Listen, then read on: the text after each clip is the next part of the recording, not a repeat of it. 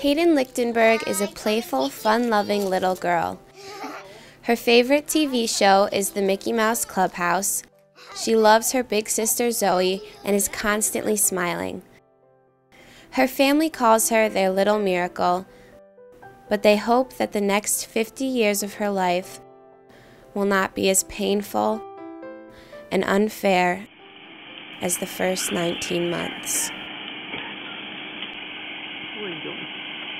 We didn't know if Hayden was going to be born alive, if she was going to make it all the way through the pregnancy, or even what more she would face when she was born. It seems just when we think we know what's going on with her, she ends up getting sick again. But you have to take it one day at a time. Hayden was born on September 22, 2008, 7 weeks premature, at 4 pounds and just over 17 inches, with blue eyes, dark brown hair, and an array of life-threatening birth defects. Patients will have one of these isolated anomalies, but to see them all together like this is probably about 1 in 100,000. Hayden is the one. All the way through our pregnancy up until 29 weeks, we were told we were having a healthy little baby girl. And then at 29 weeks, we were scanned, and that's when we found out of a majority of Hayden's issues, and we were told that our daughter was going to have special needs and require hospitalization after birth. Vacterl association, a syndrome of deformities characterized by vertebral abnormalities, anal atresia, cardiac defects, tracheal anomalies, renal and radial malformations, limb abnormalities, and other multiple medical conditions. And Hayden has all but one of them, and then plus some that aren't really in Vacterl. In only 19 months, Hayden has already endured 7 major surgeries and countless minor ones. Number one is her esophagus.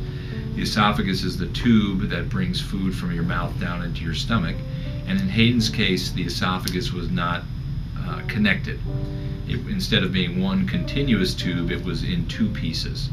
So one of her initial surgeries involved reconnecting the esophagus so that food could pass down freely into the stomach.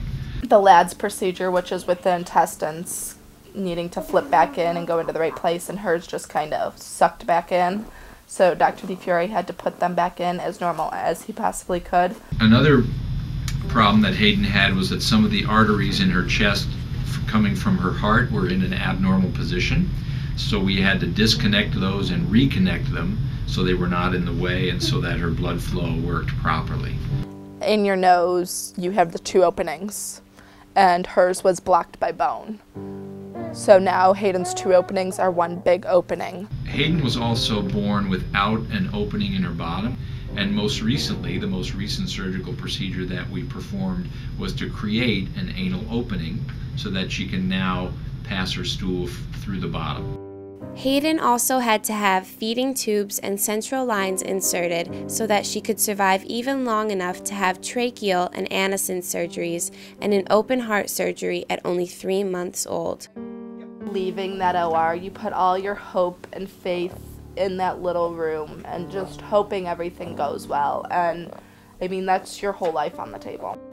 Hayden's family credits her survival to the determination and expertise of Dr. DeFiore. He's fabulous. He seems to be so caring. Most people would have threw in the towel and said, this child has so much going on, I am not operating on her. He sat in that OR hours upon hours helping her and saying, we're going to do this, we're going to do this. Hayden's life has revolved around hospital visits and surgeries since the day she was born. Of the 70 weeks that she has been alive, she has spent virtually 66 of those weeks at the Cleveland Clinic. Even when she is not in the hospital, she has a strict daily regimen that is crucial to her survival. Hayden wakes up, and the first thing we normally have to do is start her feed and get that going for the day. And then it's breathing treatments, after breathing treatments, and middle of the day meds. And it's just a lot of playing and meds and breathing treatments. And then when she goes to bed, it's another big breathing treatment. Hayden is one of a kind. she has made huge progress towards living as normal a life as possible. My biggest hope is that she can live on her own one day. What happened, happened, and we wouldn't trade her for the world. I think God put Hayden in our family for a purpose, and I think Stacy was the perfect mom for her. I mean, we were already battling the odds as is, being younger and already having a child, and just finding out that Hayden was going to have needs that we weren't sure of whether or not we could suit on our own or not, really made for a difficult frame of mind for quite a while. Yeah, I mean, it's very overwhelming for both of us. Yeah. I mean, very overwhelming. There's struggles between us over this because to any relationship what this would do, but you just kind of get through it and keep moving on knowing that everything is kind of out of your control. Despite this uncertainty, the prognosis for Hayden is optimistic. Doctors hope the only procedures to come are cosmetic.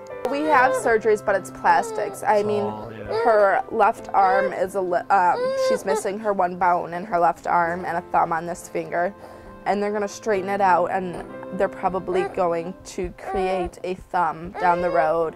And then she doesn't have ears, and when she's around 7 to 8 years old, they will create ears for her. And then as far as her hearing, we don't know if she'll need a cochlear or what she'll need as far as her hearing. Hayden's fight is not over.